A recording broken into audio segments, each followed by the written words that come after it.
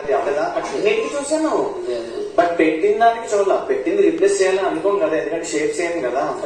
నేను సంచాలక దృష్టితో పూర్తి చూసాను. ఎవరు లీడింగ్ ఉన్నారు, ఎవరు ఏం చేస్తున్నారు, ఎవరు ఏం చేయట్లేదు, ఎందుకు నగ్గారు, ఏంటి అని పూర్తి చాలా దగ్గర నుంచి అనలైజ్ చేశాను. ఇది ప్యూర్లీ లక్ అయిందిరా. అది ఎలా అవుతుంది? ఒకవేళ నేను కామ్గా ఉంది వాళ్ళు సపోర్ట్ చేస్తున్నాడంటే నేను సపోర్ట్ చేస్తున్నట్టే. నీకు అర్థం?